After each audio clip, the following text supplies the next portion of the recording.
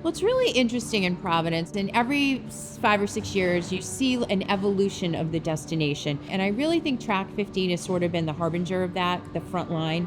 The thing about Providence is it punches well above its weight when it comes to food. We have one of the best culinary educators in the country at Johnson and Wales. We have seafood fresh from Narragansett Bay, and we have waves of immigrants that have really informed kind of the culinary landscape of Rhode Island. And what's great about Track 15 is you find all of that in one place. The design approach of the project team was to make this building look like it had always been here. And we did that by choosing to retain as much of the existing elements found throughout the space as possible. We were inspired by the existing brick vaults that are present throughout the space above the dining hall. We also were inspired by leaving the existing granite foundation wall present within the bathroom, which was a really cool and intricate design element found in the restrooms. In order to highlight and complement all of the existing structure that we left exposed in the space, we had careful consideration into contemporary finishes and specific lighting that would help highlight and really broadcast all of those existing finishes and structure.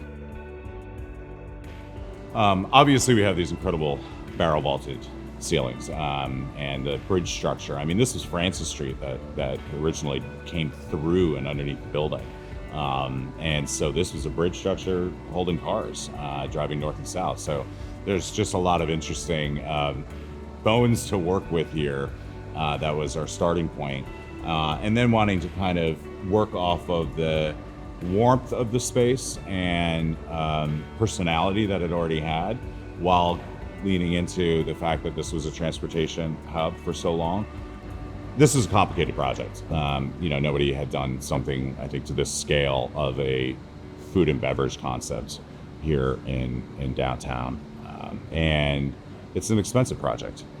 We were really fortunate to work with the state of Rhode Island on not only Commerce RI and receiving rebuild tax credits, but also, given the nature of the building and the historic nature of the building, being able to receive historic tax credits from the state of Rhode Island. We knew that we wanted to highlight local talent, local chefs, and then we identified really beginning to put the puzzle pieces together within the space, the number of kitchens that we could fit in here, what those kitchens really needed to be, noting that we wanted to not just have a commissary kitchen in the back where there were shared facilities and then you just had some warming plates out front, but really fully powered kitchens designed around specific type of cuisine. So, I've been doing this for 35 years. I have several other Indian restaurants in the state. I've never left the state because I love Little Rhody. This location helps us spread the word to a larger audience. And the way it does is because there's a lot of convention activity, there are a lot of people who visit the financial district downtown. There's a lot of activity when there is a water fire, for example. So a lot of events. And when events happen, people come from far and away places.